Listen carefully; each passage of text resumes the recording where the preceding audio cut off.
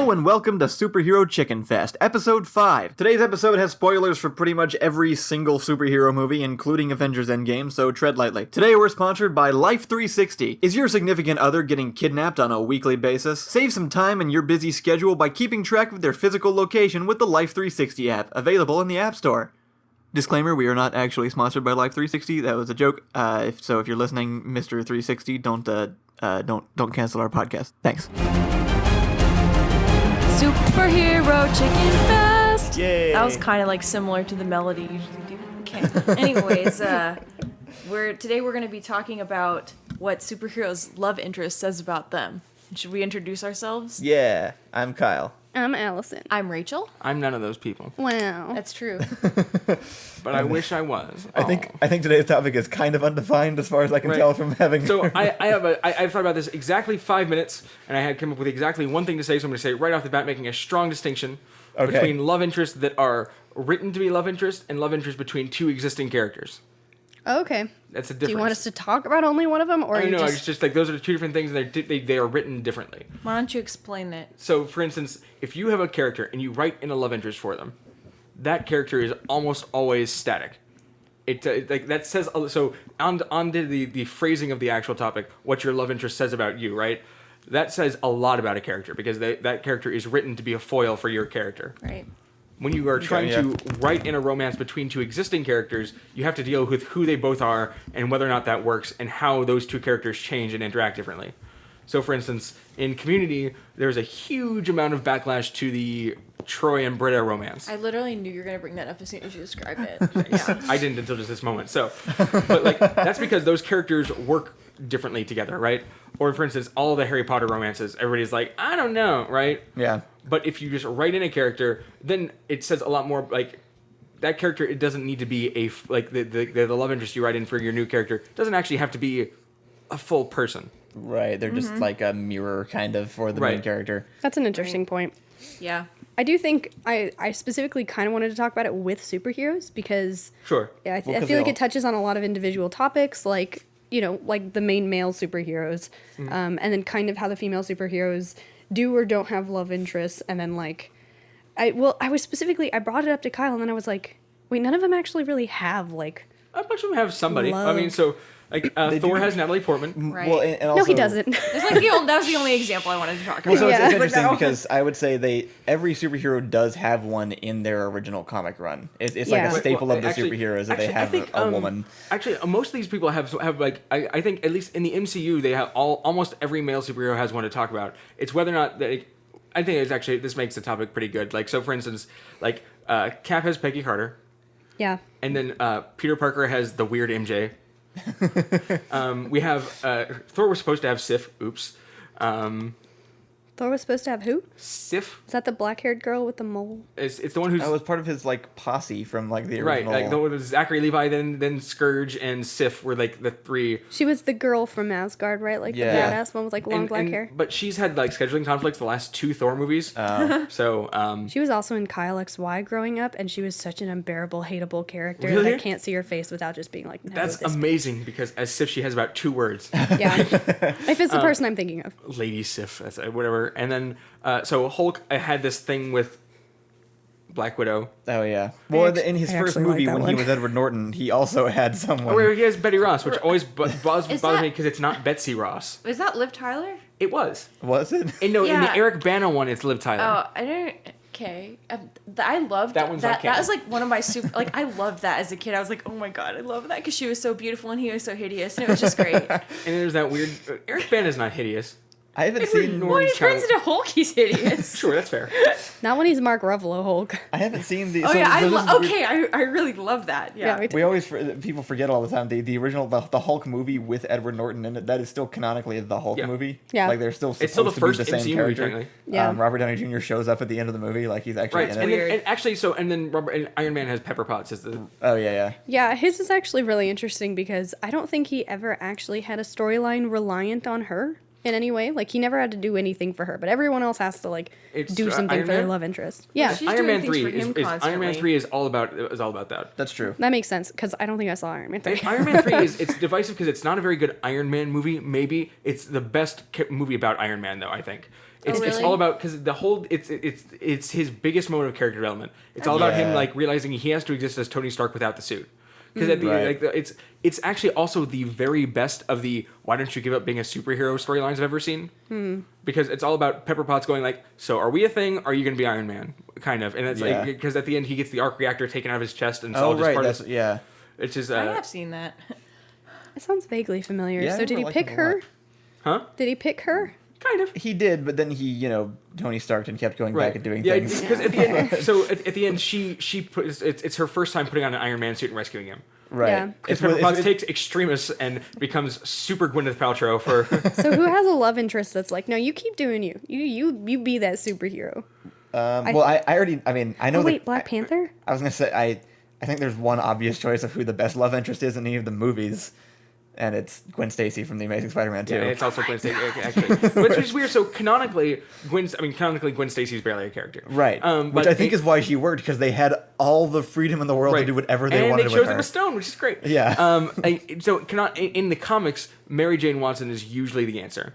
She's horrible and I hate her. Well, and as a character, Why? she's really dull as a character. She's just kind of She's just not much. She's just but not. like, She's just kind of vapid I read an encomium of Mary Jane at one point. Why did anybody like this character? And to be fair, the best she's ever been done is in the Spider-Man game, which is weird. But like the thing is, so she has an abusive home life.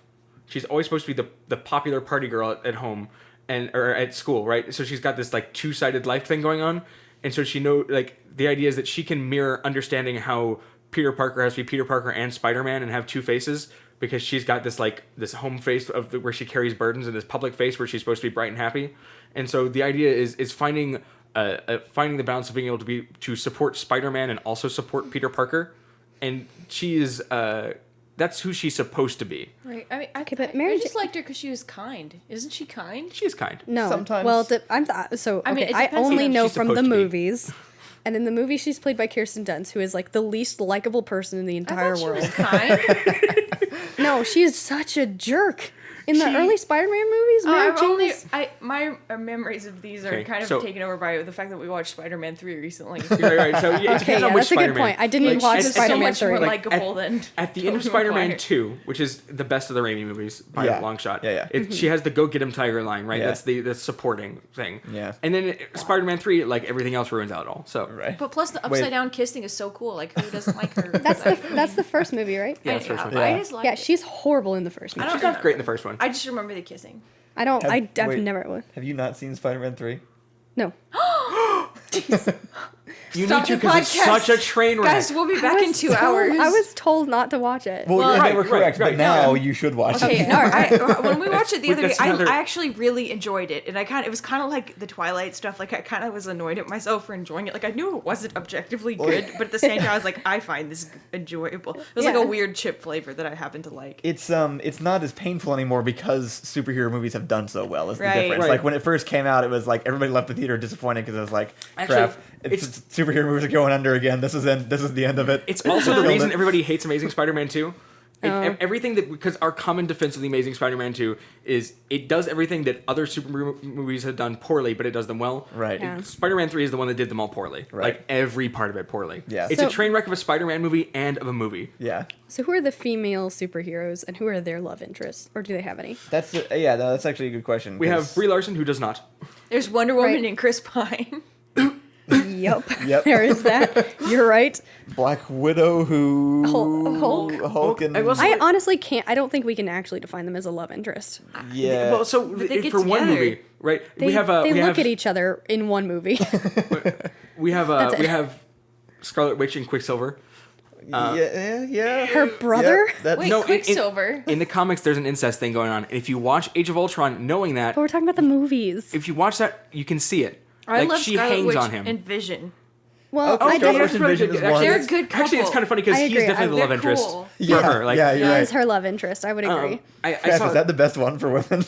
What, Vision? The computer Infinity Stone boyfriend. It's hard to beat Vision. now. I mean, Vision is awesome. If we expanded a bit, this is bad. I can't remember her name.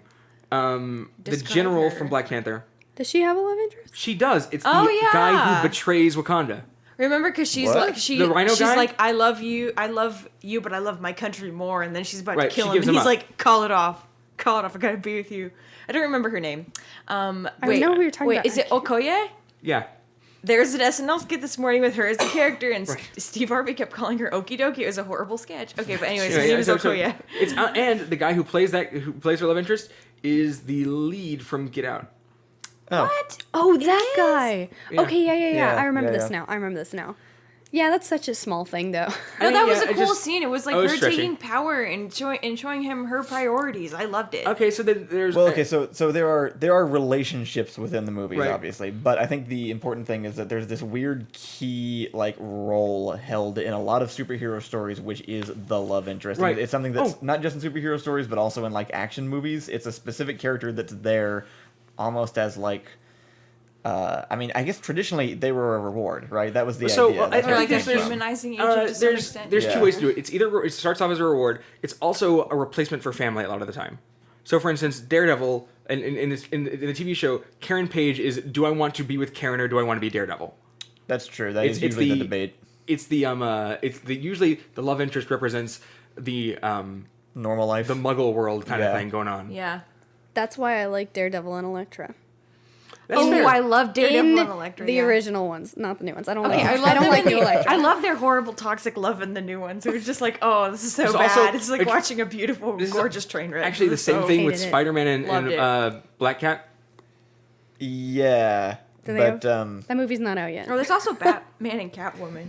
you're actually right. It's this. Yeah, they are all the same thing, and I So don't it like sounds any of them like- except for Spider-Man and Black Cat, but that's probably just because What I'm about- extremely what about biased. Catwoman? So. So it sounds like all the male superheroes, they get one who represents a normal, easy life, and the other who is a seductress. That is common. They do have like I think it's actually only those two. I don't know. like the marriable material, like the marriage material, and then like the the This is seductive really like. unfortunate. The crazy woman, like Yeah. who's like super hot. Which the, they didn't. They did. I would like to just go on record saying they definitely didn't do it in the first Iron Man. But when they dropped Scarlett Johansson in there, and then they put in scenes of just her butt, Oh, and Iron Man. it 2. was definitely like a moment that we should be like, well, he's got to pick her, right? Like, was there ever supposed to be anything? I never shipped it. I actually haven't No, seen never. I should rewatch Iron Man 2 and 3. It's been forever since Right. I've seen either of those. And and it's weird, like because when I think about Black Widow, actually, like she had this thing with the Hulk, which was important for like a couple of plot points in the Avengers and Avengers 2. Yeah. But really, it's like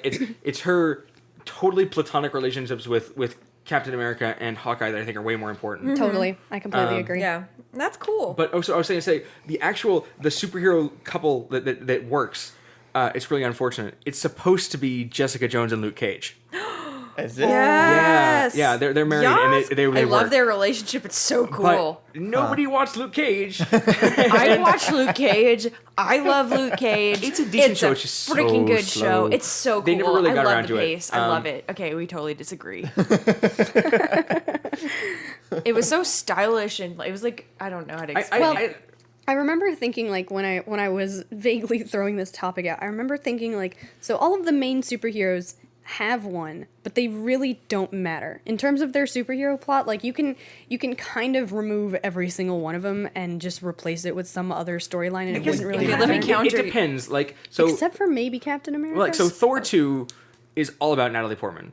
Nobody watched Thor 2, but Yeah. I did watch Thor 2. like the but whole it point was is a that long he has to time take her to Asgard to get her fixed. Right. Well, she was more of like a prop than a love interest. But though. yeah, especially in that movie. But if you take her out, then the movie doesn't work. Well, she could be there without being a love interest. Or actually, I think for I guess, but then he wouldn't risk taking Immortal to Asgard. And in the comics, Jane Foster actually becomes Thor for a while. That's weird. Sure. It doesn't matter, but in the comics, everything happens at some point for right, something. that's fair. It is hard. I think that's it's one of those things that I always have to remember when we're doing this podcast. It's like you have to stay focused on the movies. There's too much other information everywhere else. I just like throwing out the trivia, like Yeah. Spider-Man giving birth to himself and stuff. Right. That's so weird. That's the worst trivia. Yeah. So I think MJ is going to be important to Spider-Man. I can hope so. I hope so. I I think love MJ. the new MJ. right. I would She like was it if so they made cool. her kind of you're totally right. In the recent Spider-Man game, that was the best version of her so Yeah. far. It was also the most obvious way to make her likable and kind of part of his thing. Yes. We were planning on making that version of the character in our Spider-Man Yes. thing that we were working on for a while. So far. and it was, it worked. I think it did, but I actually remember being kind of annoyed with her a lot of the time, just because it felt like.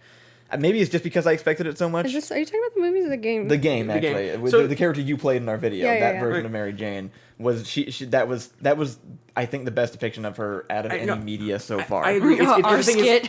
Like she was the game. Yeah. Like she was a generically competent version of the character. Yeah, that's what it was. She wasn't, and I liked it, but it was very much like a. I mean, and it was flat cute. still. She was flat, and she was a lot better for Peter Parker than she was for Spider-Man still. Kind of. Like, I mean, the late game, she got some interactions, like, where she was going and doing important things, and because that was what our skit was about, is like, Mary Jane, you don't have superpowers, don't do this. Right. And she's like, nuh-uh, I'm strong. Like, yes, I agree with all that, but, like, don't go tasing, Hammerhead. I kind of felt that way about Karen Page in Daredevil, too. We haven't seen Daredevil season 3, so... I won't go on it. I won't go on it. Oh yeah, I haven't seen season 3, so I'm not informed about that. But yeah, I think the correct way to do Mary Jane moving forward is just to make her make her a different character. Yeah. Well, I was just gonna say make her Emma Stone's version of right.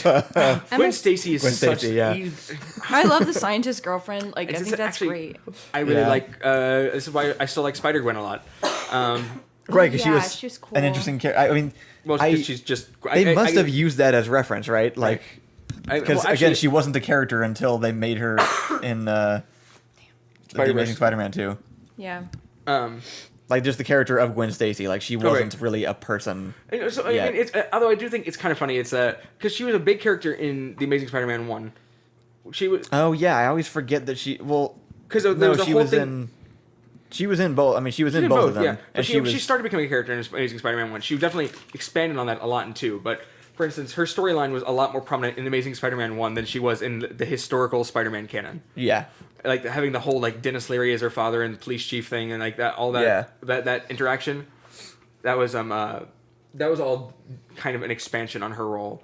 I always forget, she's actually in the Raimi Spider-Man 2. Right, that's what I was thinking you were talking about. I always forget that she was in there as well, like in Spider-Man 3. In Spider-Man 3, yeah. There's a version of Gwen Stacy in Spider-Man 3, the original Tobey Maguire one. You can always tell she has blonde hair and a black ribbon. That's her name. Right. But she's so much less interesting. It's such a worse depiction of the character. It is. It really is. Who is that? It was a known actress. She's from Jurassic World, isn't she?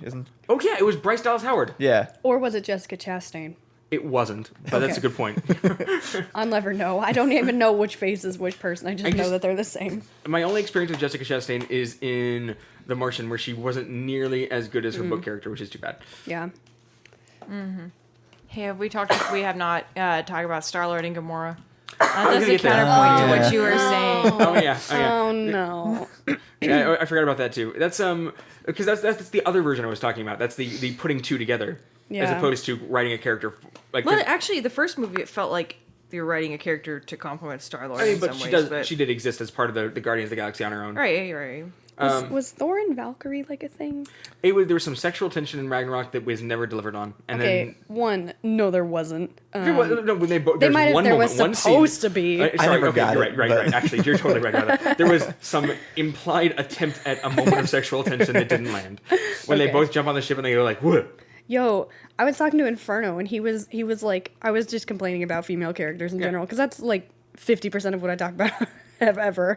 And he mentioned that like, he said something like, but you definitely love Valkyrie, right? She's the best female character in the series. And I was like, Valkyrie is literally the third worst. Like I have a place for her in my brain. Like she is for some reason, and I don't know why, and I don't know how to fix it yet, but people have a really hard time writing a chill woman. They do. A girl that is chill. They either put her as like really standoffish or like just like angry or something. Gwen Stacy's probably the best example. I think that's what she's just chill. We had trouble writing a chill woman. We were trying to do this with Kat actually, and kept like trying to figure. Kat had some other issues too, but that was part of it. Like, no, I think you're right. Like, Gwen Stacy, because. There are parts of Amazing Spider-Man 2 where Gwen Stacy is definitely the protagonist. Right. And Peter Parker's just like, hey! And she's like, I don't have time for you. Yeah. The entire time when just down on the street when they're walking around trying to like figure out how to electrify his webs or whatever, and he's just stumbling around, deafened from whatever he just did. Right. She's like leading the way. It is a little bit unfortunate they had to make him an idiot for a minute because he's supposed to be like a super like a tech guy, but it makes him more interesting if he has to rely on Gwen Stacy. So I approved. Anyway, why do you improve of that situation with the Black Panther one? Because because it's dumbing down. I can get into this. I thought about this a bit earlier. Shuri, that's a different podcast. It is a different podcast. It's because Shuri is magic smart. Shuri does not need to study. Shuri, like every answer of every. How do you know Shuri hasn't studied? Because she was introduced to an Infinity Stone and then in 10 seconds had a solution that people who had been trying to solve this problem for the past 10 months didn't come up with. She's a child genius. She's magic smart. So, every single problem in the MCU should be solved by calling Shuri because she just has an immediate answer. Star-Lord and Gamora, though. Okay, I thought the dynamic changed a lot in the Avengers movies, and I was into it. I was going to say, actually... like, Star-Lord's arc depends on his relationship with Gamora. It does, but that doesn't make Gamora good. Real quick, should we avoid in-game stuff in this I've been avoiding it so far. No. But I think it's... Can't we just put a spoiler tag? All of these are spoilers. Well, they are, yeah, but this one movie people may not have seen yet. The problem is that actually a lot of these arcs come to a conclusion in-game. Rude. Put it in the title. Like, no, we should definitely talk about it. I mean, I can put I can say what there are spoilers to at the beginning. I was going to talk about. So actually, like, going back to Valkyrie for a second. Yeah. I'm like 50-50 split on whether or not they wrote the character wrong or I just can't get behind Tessa Thompson's acting. Okay. Because I think actually I like Valkyrie as a concept of this second, like, this lieutenant who saw her entire very, very powerful legion of female warriors fall and has just like totally lost all confidence in herself and is now just a drunkard. Yeah. I think it's a super interesting character. Yeah. And having her like sort of redeemed to become the king of Asgard is a super great plotline. Yeah, that's cool. They did it clumsily. Yeah. I mean, it was kind of rushed over, but I'm not sure how accurate this specific statement is because I haven't thought about it for a very long time, but I really don't think you can write female characters exactly the same way that you would write male characters. I agree. And I don't think a female alcoholic PTSD character acts the same way you would write an angry male PTSD alcoholic character. Sure. So I think it just didn't roll. Not saying that you have to write her as a woman, but just know how that would actually like be in a woman's mind. This is the Joss Whedon problem.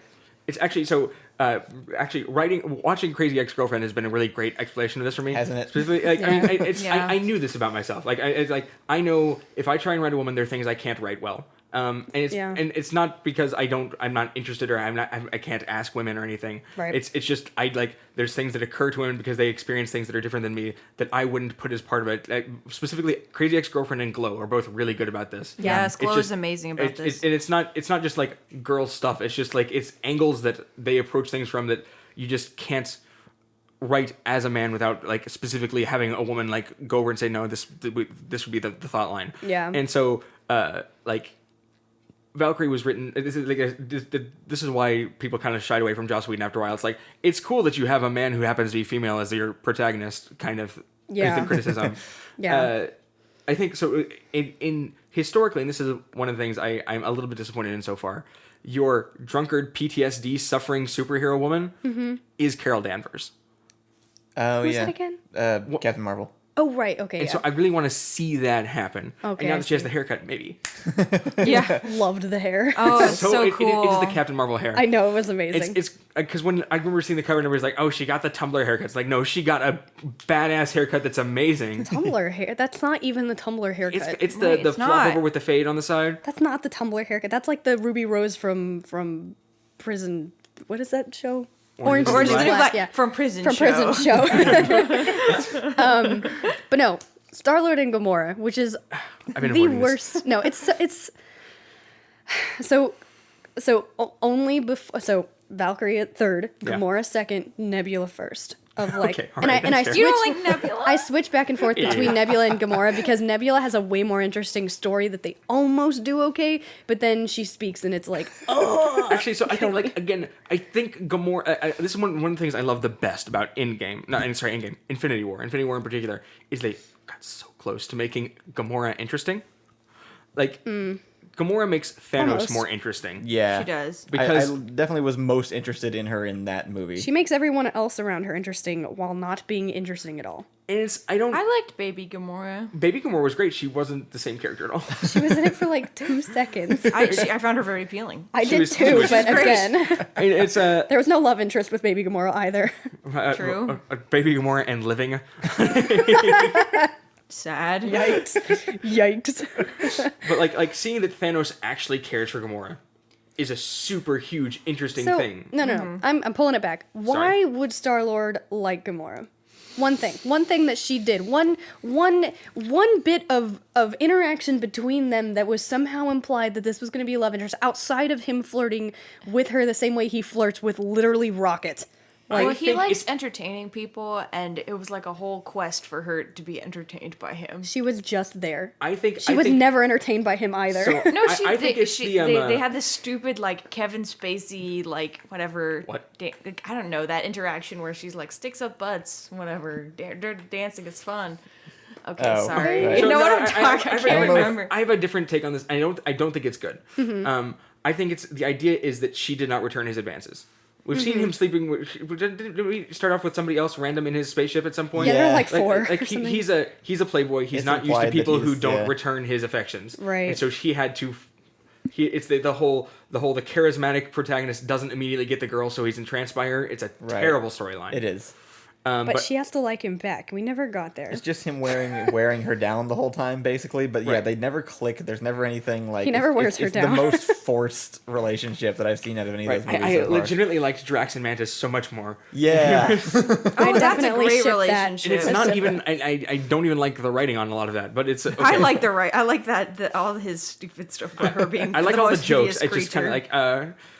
I'm mad about it's like it's the one example they have to have like 2 badass individual superheroes that can get together and then like true. compound how badass and awesome they are, and then they don't. I mean, it's too bad. So actually, I think part of it is they didn't write Gamora as a dynamic character with regards to Star-Lord. Yeah. Like they clearly the part of that they really wanted to focus on for Gamora was her interactions with her sister, which I totally I approve of in terms of like, let's not focus on how she's defined by a man, but let's focus on her interaction with another woman. It's just that was Nebula. They just didn't have to. Right. They didn't even have to end up together. It didn't add anything to any storyline. So Except outside, for the end of Infinity War. right outside of that, but like I still liked it. I think that scene could have been done even if there wasn't romance involved. There probably could have been, and it probably would have been better. It's still probably would have been better. So I think this is actually a good example of the fact of like the 2 different kinds of characters we were talking about. I think Gamora really isn't her own character. I think she's added. I mean, I know she is her own character because she was a comic character that they brought in, but I think within the context of the movies, functionally,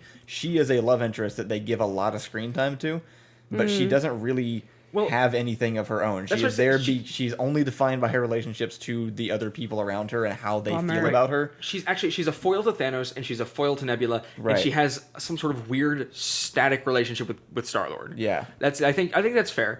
I also I think another thing that kind of drives me crazy about the love interest is like they're not well developed. These are crushes at most.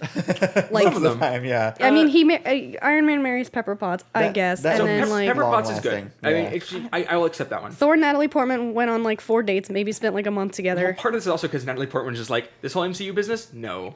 Yeah, but bad. you're right. That one could have developed into something, I then- think, because it was cute in the first movie. I didn't like it. How about Ant-Man and the Wasp? That's a good example of one that's just like, No. like Do we have to?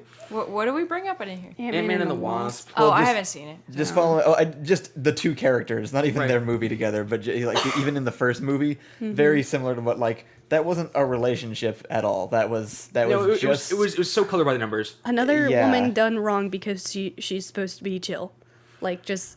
I think she's supposed to be angry, which is also a huge problem is writing angry women. I think this is the issue actually. Chill, angry, and confident all turn into the same thing for some I reason. actually thought in these Captain movies. Marvel was a pretty good example of how to do it right, though. Actually, Genuinely. yeah, I like I liked her Yeah. personality. Like that's what women are like. Like they're just kind of Yeah, she didn't have the same. yeah, no. That's the George R. R. Martin Because quote I even hate, Black Widow actually. suffered from it a little bit in some of her early Suffered from movies. it a was lot of it. Okay, yeah. She didn't start becoming a character until like the last 3 movies she was in, maybe. Black Widow's thing is like, am sexually angry.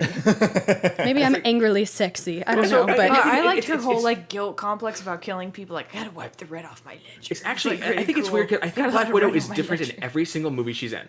So, for instance, in Winter Soldier, totally different character. Right. Almost liked her in that one. Yeah, almost liked her. Anytime she and Cap are on screen together at the same time, and she also had like this whole thing like I'm working for S.H.I.E.L.D. and Cap's like, maybe you shouldn't, and she's like, nah. Like, it was kind of...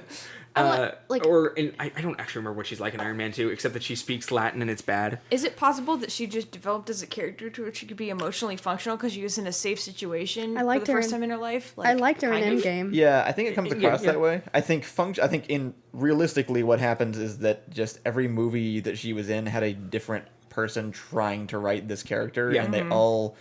had different kind of hit around the target, but nobody ever quite hit it, and so she felt slightly different every single time. Also, some of it may be ScarJo. I don't know.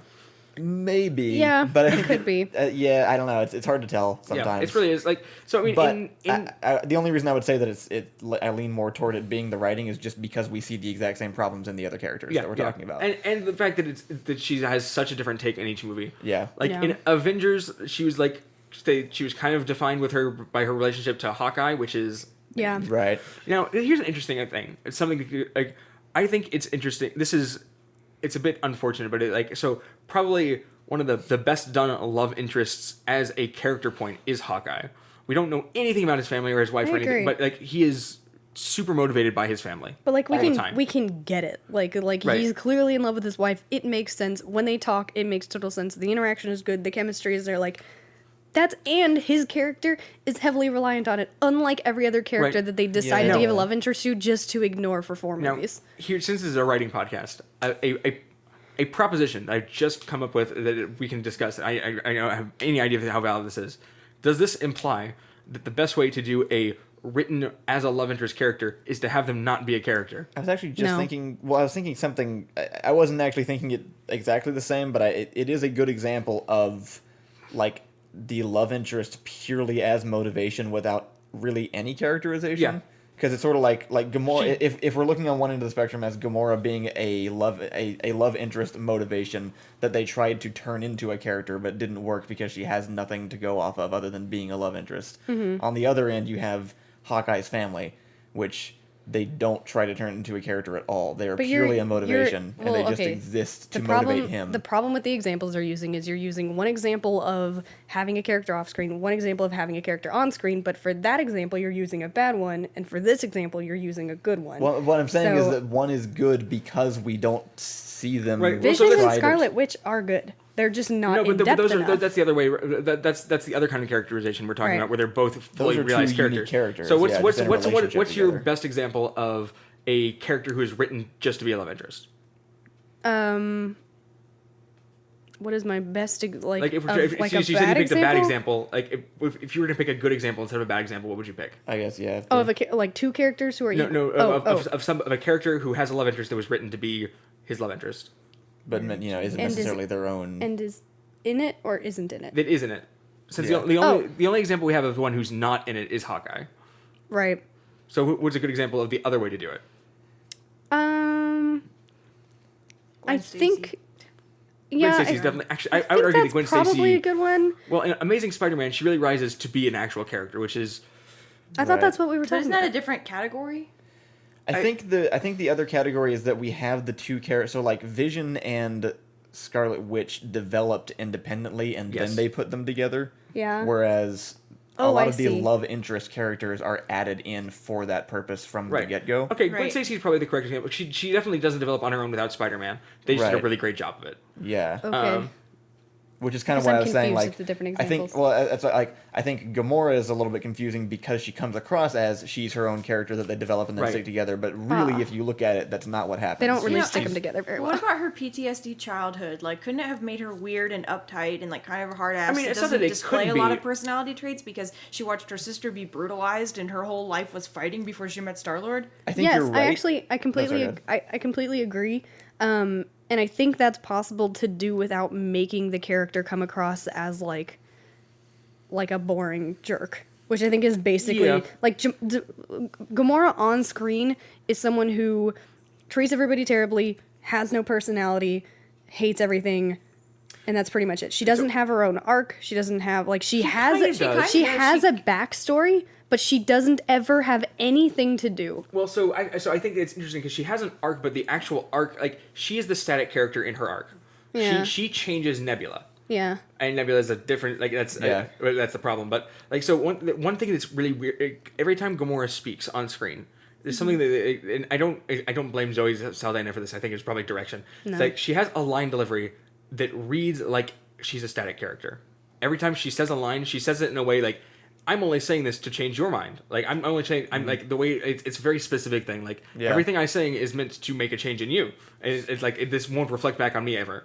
And it's every time she talks, it's like that, because that's what she is for every character. I actually think Nebula might even be a better example of this. Nebula doesn't come across as flat, boring, or uncharacterized. It's really just the voice that it's the voice. I think So Nebula. The only problem I have with Nebula is her talking. I think she probably is a totally fine character, but then she shows up, and then just so in my head it's Karen Gillan still too, and it's really hard to avoid that. And she has this cool backstory, and she's got this cool arc, and she changes, and she starts as a villain, but then she shows up and she goes, "Hi, Dad," and I don't know what to do I with like it. this. It actually reminded me of a person you would know in real life who is a boy and they are a teenager and they are upset about everything because they had a bad childhood and they are really, really edgy. That's how that character reads. Maybe unrelated, and maybe just because she's blue. I really want to see Nebula and Kim Possible. That's it.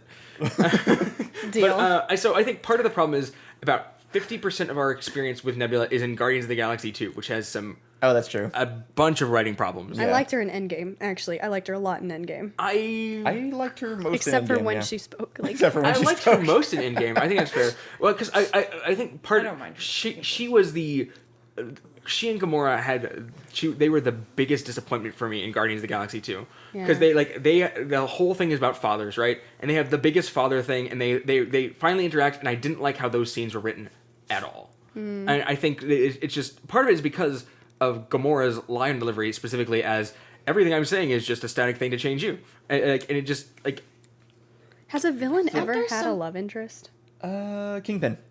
Yeah, that's it. You're right. That's such a good one. That's a great example. Because I was thinking Thanos, and then I was thinking Hela, and then I was thinking all of the villains that we've seen, and they never have love interest. But then you're right. There was one villain love interest. I think we did it. I think we found the correct answer. They did, yeah. And she's great because the big turning point with Kingpin and Vanessa is that when he blows up New York, and he goes, "So how about it?" And she goes, "I'm in." It's right. I think they did a really good job. It's so hard. So, you mentioned Kim Possible. For some reason, I thought of Dr. Draken and Shigo, and I was like, there's a thing there. And it's really interesting because the way that you have to do a villain character with a love interest is you have to, make them attracted not by them both being terrible, but actually finding the little things in each other that they end up liking, and then being okay with the bad things that they do. Yeah. Weirdly pulling a lot from Kim Possible, but also in Kingpin, which is really interesting, because she doesn't have the same desires necessarily, not exactly the same, but she wants things that his actions will get her. Right. But she's attracted to his power, not his mwahaha evilness, because right. no one ever is. It's they're on the same right. ethos. It's actually a pretty relatable. It's such a well-written character. Relationship. Yeah. Everything about it. It fulfills the requirements that we've been talking about, which is that she provides all of his motivation. Yes. But then also still she functions as a good character, but still is also definitely there as his love interest, right? If the rest of it disappeared, she would be there. They did a good enough job developing her as a character whose development is that she likes Kingpin, right? Which is really really impressive. That's interesting. We know nothing else about her other than she's the type of person that would like him, and somehow they managed to flesh that out into a character. Interestingly, at a certain point, she also functions the same way Hawkeye's family does. After she leaves the U.S., right? Yeah, a little bit. For season 2, kind of. For season 2, everything Kingpin does, and into season 3 as far as I am so far, she hasn't shown back up. She doesn't exist. She's off screen, and she's still a viable motivation for him. Yeah. That's not. I think so. It's still an interest. So I guess the question is, the writing proposition is, at a certain point, it becomes better for your story to not hamper it down with a character you can't devote enough time to, and instead just leave them off screen.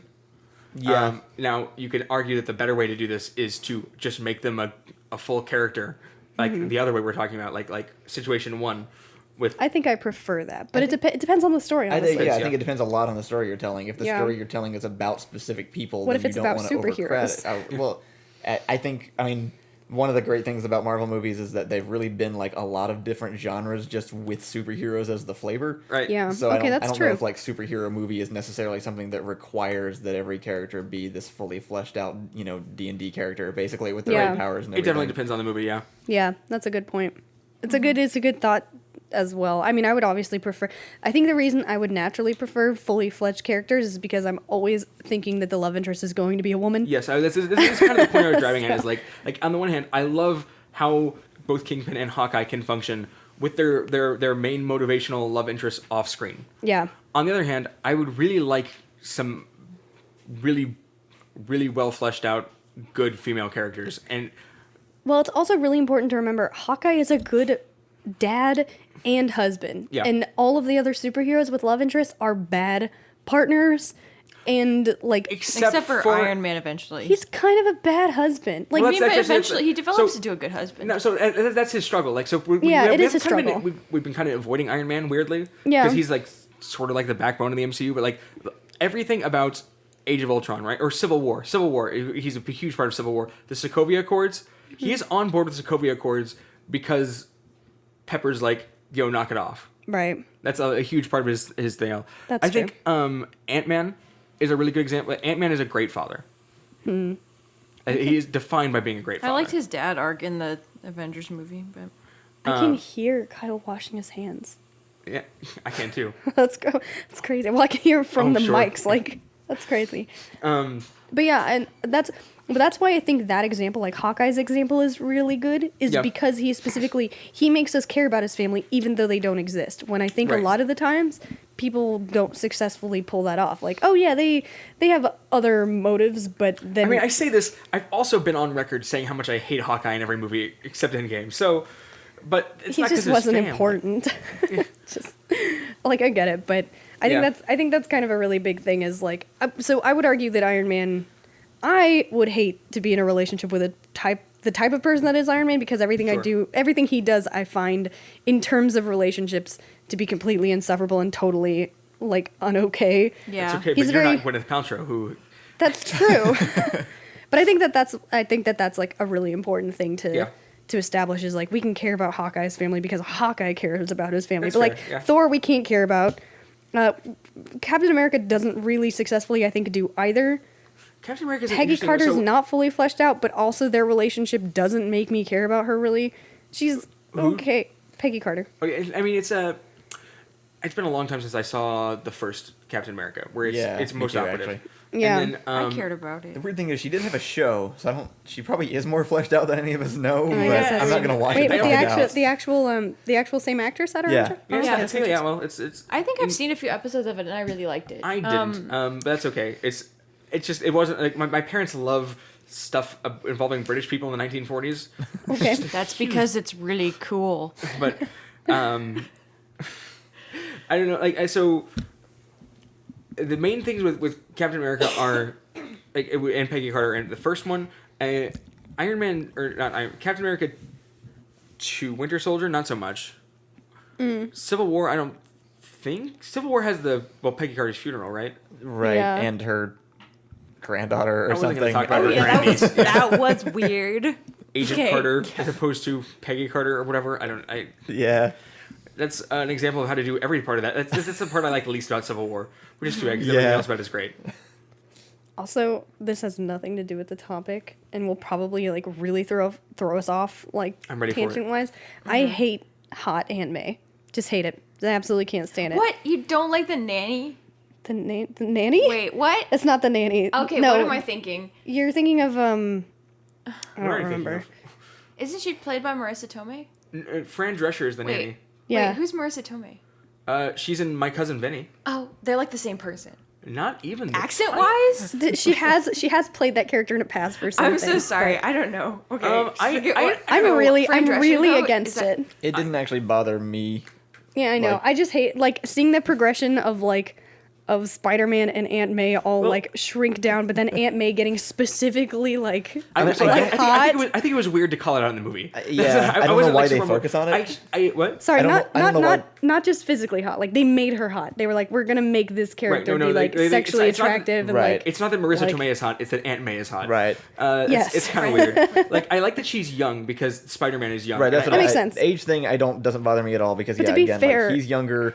His parents left him with them. His parents weren't old people, like, right? I mean, if this is his mom's sister or something, then she's not going to be like traditional old grandma, old May from the comics. It makes sense when Peter, like in the game, Peter Parker is 34 or something, and so like having Aunt May be like 70 is like totally reasonable. Yeah, right. But when he's actually 16, it makes sense that she's probably like in her 40s, maybe 50s. Was Aunt May in The Amazing Spider-Man 2?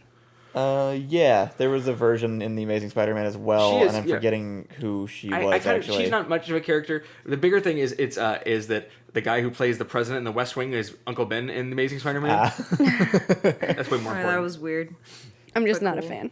We were just talking about female character, and I just don't like the way that they went about that. I think it's totally fair. I have no defense of it. I think it's weird too. I don't know why they. I think they did it just for Tony Stark. That's because he's a millionaire playboy philanthropist. But they even like harp on it again in the new trailer with Happy Hogan. And they made her older in the Spider-Verse one too.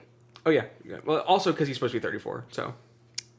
Yeah, that's true. Is that the one? Is that the right Aunt May? What I mean, was it the 34-year-old Spider-Man Aunt May? Yeah, because it was Chris Pine's Aunt May. Okay, yeah, you're right. You're right. So weird thing in just more comic trivia in the comics, Pepper Potts and Tony Stark not a thing. It's Happy Hogan and Pepper Potts that's the thing. Really? It's Jon Favreau who directed first Iron Man. Yeah. The other guy in Iron Man. It's the butler character, the one who has to deal with Peter Parker in Homecoming. Yeah. Yeah, he's just kind of around a lot. That's weird. Does Black Panther have a love interest? Yes, it's Lupita Nyong'o. Yeah, and what does she do? She's like a secret agent. So something. She hasn't been in any of the other movies though, right? I don't think she had to be in Endgame somewhere as a she showed up. Like they had all the Wakanda people just like showed up. Yeah. But I don't know. Her biggest moment is in the opening to Black Panther when he first puts on the suit. Yeah. He has to go like rescue her in the don't freeze thing, and then he freezes when he sees her. Right, because she was like infiltrating a like fundamentalist group because she was in like a head wrap and stuff or a veil and everything. I remember this. Actually, I don't remember him. I don't remember this character much at all. They went in the casino with Okoye. I don't remember her actual name. But they were both there. Yeah, and she was like flirting with him kind of, and he was kind of like, "Are we going to get back together?" And they were like, "Maybe." And then at the end, it's like, "Hey, I kind of really need you," and she's like, "Okay." Right. It's another great one down. It hasn't been developed very much, but then again, he's only had one movie, so that's true. And he was balancing relationships with a lot of people in that film, so yeah. It wasn't super necessary. It just seems like they shouldn't. More than anything, like none of the movies have really needed any of the love interest, so I think develop them in other ways. Or I think Iron Man's love interest is important, right? Like I said, because she was behind the reason he was against the Sokovia Accords, right? And she's rescued him a couple times. That one's fine. Yeah, I think in certain cases it does make sense to have relationships with other characters. Like it makes sense they would have people they care about. It is so if we. But they don't really, is kind of my point. They don't really have relationships. If we try to back out a little bit more, this is actually a really common thing across, even going back to like action movies and like adventure stuff. And like the sort of like the requirement to put in this sort of like love interest, like this fake relationship. It just has to be like a facade cardboard cutout of one. Mm-hmm. And I don't know if it's like a studio thing, like a producer's like require that this is in there because they think it sells well. It's certain things like I remember thinking even all the way back to like things like I don't know why this is the one I'm going to, but like National Treasure. I remember as a kid it always bothered me that it was like such a weird Nicolas Cage ended up like developing like a romantic thing with the woman in there or something, and it was so like weird. The hot archaeologist, the hot foreign archaeologist. It was literally played Helen of Troy. What is it? Yeah. Oh, really? It's but so no. But that's one very weird example. But it happens on a lot of these kinds of movies where it's just like, the movie exists just fine, and then it feels like somebody came across and they were like, Make them kiss. Right, no, like, so a lot of now kiss. A lot of it is it's studios saying this has worked in the past. There is some audience expectation. Like it's I think. Yeah. There's a certain movement at the moment in small ways to move away from this. Like people go, but does she have a love interest? Does he have a love interest? And the answer is, if the answer is no, some people are going to be disappointed. Like, so for instance, it's a big deal that Captain Marvel did not have a love interest. Right. It's a big deal that Moana did not have a love interest. Yeah. Well, and I think I can generally praise Marvel on behalf of this. So I think they messed up deciding all of them need a love interest. Well, not necessarily messed up. So they started off going, they all need love interest, and then they were like, this is just not going to be necessary or work for some of these characters. And then they developed better relationships with other characters. That's true. That's that actually a really function good the point. exact same. So Thor has Loki, right, and Asgard, and like a couple other actually, big I think things. Thor's the best example. So, and Korg. So I ship it. So a lot of this is the MCU. I mean, one of the things that they've done the best is balancing what people expect from the comics and also saying, no, we're not doing that. Right? So like, for instance, a lot of these characters, if you didn't include their love interest, people would riot. Like Spider-Man without an MJ doesn't, like, everybody's going to freak out. And like Thor, they included Jane Foster and they're like, but does he need her? And they went, no, absolutely not. Yeah. And so they just cut her out entirely. Well, you're right about the Spider-Man thing, but in the last Spider-Man movie, it's not MJ. But it is. Well, not yet. They're building up to her. He's in a relationship-ish with a different chick. They're leading into her. You're right. They're leading, but that movie didn't have her in it as a love interest whatsoever. But like the fact is, like that was a big that's very late in the Marvel games. So and to be fair, they didn't actually do anything to lead into it. She is his friend. She acts like his friend. They also already alluded to that in the trailer for the next one, though. Oh damn. Yeah. Okay, and like the whole also she's Mary Jane. Like I like her. I actually like her a lot. Because there's a big deal. Like they cast a black woman as Mary Jane. Do you remember that her kerfuffle? No. It was a big thing. It was a thing. I avoid that. People were pissed at it. And I mean, I remember like Kyle and I had the exact same reaction, which is my only concern is, will she look good with red hair? That was, and then they. Does she look good with red hair? She didn't have red hair. Oh. So okay. Yeah. All right. Well, problem solved. No. So I that would have been weird. Mary Jane was the wrong example for me to use because they actually did do it differently. But like, so for instance, if you have like Captain America without Peggy Carter, or like all superheroes have canonical love interests, and so I think a lot of the MCU specifically is them putting them in and going, do we need this? No, and backing out. Yeah. Yeah. And I think that the characters are better for it. Well, yeah. I think so. Yeah, and I agree. I think the thing about all these characters we're talking about, all the love interest characters, by the time we hit Endgame, most of them aren't there anymore. Like they've weeded them all out. With some weird exceptions, like for instance, Scarlet Witch and Vision is super important and super good. Right. Yeah. Well, but that's over. But I think we've decided that's like doesn't really even apply with the love interest description necessarily. Like it was just two characters that were in a relationship at that point because they developed independently. Yeah, I guess they're also canonical and it's important. Yeah, I mean it is. I think it as far as like just looking at the movies for their own sake, I don't think either of them count as each other's love interest necessarily. I don't know what you're talking. Like, are you saying that it's that Quicksilver wasn't important as Scarlet Witch's love interest? Or that Quicksilver wasn't important? He wasn't. I definitely need to rewatch. I remember being like weirded out in some of the things between like Quicksilver and Scarlet Witch. It's like the way she like hangs on his shoulder. I went in looking for it and I saw it. That's all. So okay. I mean, I kind of got the vibes too. How much more time do we have? 10 minutes. So I read this book growing up that I really, really like called Flowers in the Attic. It's about four kids that their mom drops them off with their grandmother and never comes back because she turns out she was just young and dumb and didn't want to have to take care of him. But her mother is a horrible, mean witch person and locks them in a room for literally supposedly the rest of their life and starts poisoning them. Mm-hmm. And so they get locked in a room and they find out that they can go into the attic, and so they decorate the attic with like a bunch of flowers because the kids' ages are, I think, 13. The girl is 13, the boy is 15, and there are two young twins that are like 5. And they develop a romantic relationship because they spend the next 5 years only seeing each other together in one room, and they like turn into adults around each other, and so they only have each other the entire time. And aren't Quicksilver and Scarlet Witch like prisoners or something together? Something weird? Something like that, yeah. It doesn't actually, I don't ship it or anything, but it doesn't weird me out necessarily. Like, I just remember being like, is that supposed to be a thing? And I guess it is a thing because it's like, it's actually a thing, right? Doesn't she have some kind of relationship like in... So, I mean, the whole thing with Quicksilver and Scarlet Witch is heavily complicated by the fact that the MCU doesn't have rights to X-Men. They're both X-Men. Right. Oh, they are? Yes, Yeah, they're not just superheroes. They're both mutants. Right. And it's why like Quicksilver shows up in Days of Future Past. It's and so like they have this. All their backstory is basically like they were somewhere else. Oh man, I didn't even talk about the X-Men universe in terms of love interest. They do it really well. That's true. I guess those still actually count. Weird. Yes, at all. Almost every single really. Almost to the exception of almost everything else in the X-Men universe, in both the old X-Men and the new X-Men, it's all pretty good. They actually do the I think they do the romantic relationships really well, and do a really good job at like making all of the characters, putting them together, and then having that be something that constantly affects each character. You're right. Well, because the X-Men it's all family. It's all like every character is so interdependent. Which actually why I'm kind of against the X-Men, even though they have the rights to them, like folding them into the MCU, because they just work better as their own separate universe because it's so interrelated. Yeah. I think X-Men is a good conclusion to the MCU. Actually, I think like a few more years down the line, after we've gone through Spider-Man and some other superheroes, like they're the logical conclusion to a world that is becoming inundated with superheroes. I agree. Maybe. Like once Spider-Man is like established as like a prominent figure, kind of like then the X-Men can start coming in.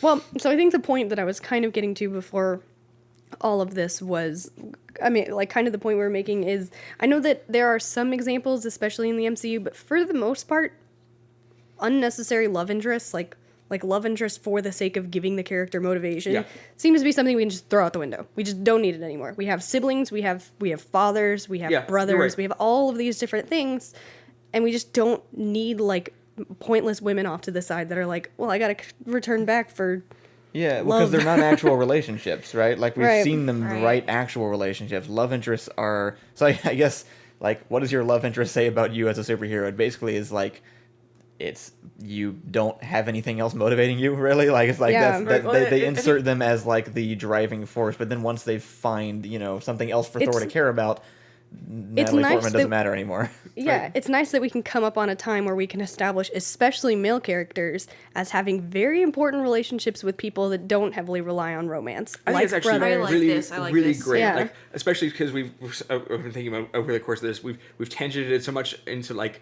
different relationships that aren't about love interest, like the whole like Gamora thing, or like the fatherhood aspects and stuff. It's you're right. It's not having the big strong man need a fragile woman to motivate him it's great that we've got to that point. It's really good for both men and women. Yes, yeah, absolutely. I think it's kind of an anti-patriarchal thing. I don't know how many relationships in your life you've had like this, but I feel like I've had a lot of friendships with guys where and romantic relationships where they like could tell me things because I was a girl and it was safe to express emotion in that space. And like expressing emotion for a woman is like way less gay than expressing deep emotion for your brother or your dad, even if it's obviously not a sexual relationship. Like it's like not a thing that's done much, and I really appreciate things moving in that direction, like because people do have real true deep affections for the significant people of the same sex in their own lives that they aren't always they don't feel like they can express. That's the entire Avengers team, right? It's just all those guys broing out by the end of it, like and Black Widow she bros out too. She does. What I really did like I think a really good example of this, I actually love Peter's relationship to his father, not because it's necessarily healthy, but it's very good at motivating character. Yeah, okay, I'm sorry. Oh yeah, sorry. There are a few. Star-Lord. Yeah. Star-Lord's relationship to his dad, I think, is a really, really good relationship. Super interesting. It's all about love. It's all about loss. It's all about caring, and it's all about like searching for that person and living to find them without it having to be a girl. Actually, so that's why I said like So why did they put him with Gamora? I still like their relationship dynamic, and I think I've said this before. There is no dynamic. It reminds me of my parents in this way. Oh, right. No. I mean, anyway, I don't think they're gonna listen to this podcast. You have mentioned that, but it's like the laid back guy and like the woman who's kind of a hard ass, but like it makes sense with her life and stuff. And I just like it. I mean, I actually have a soft spot for these romantic plot lines, and I realize I don't have good judgment on it since literally everyone were critiquing. I was like, I liked it. Like I found it emotionally satisfying. I don't know about y'all, right? Actually, I never like when I see people in relationships that maybe other people don't think make sense. I'm never like that doesn't work. I'm always like, okay, I guess they feel that way. That's interesting. Like anyways. Yeah, real life is definitely different in the movies. Sure. And Gamora and Star-Lord, I actually just don't think have a dynamic. Like they have not showed us. The only thing you can like about their relationship is an idea. And I agree that the idea is okay. I think it's a tired idea. But that dynamic where the guy is like introducing the woman to fun things. It's like the uptight and this relaxed person That's together.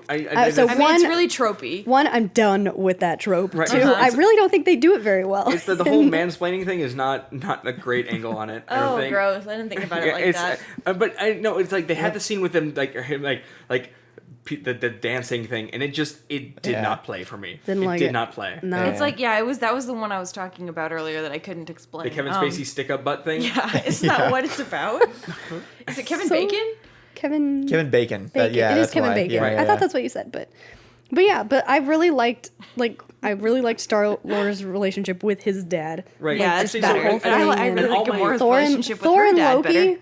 Thor and Loki is it's true complicated, true love, true brotherhood. Actually, way better than they ever could have done with a love interest for Thor. Like I say, actually, when I like Black Widow the best is when she's interacting with her platonic relationships. Yeah, I completely agree. Like Black Widow and Captain America or Black that Widow was and awesome. Hawkeye are both really great relationships. Actually, biggest spoiler, the relationship between Black Widow and Hawkeye in Endgame was amazing. I feel like it was such a payoff after watching both of those characters just get shit on.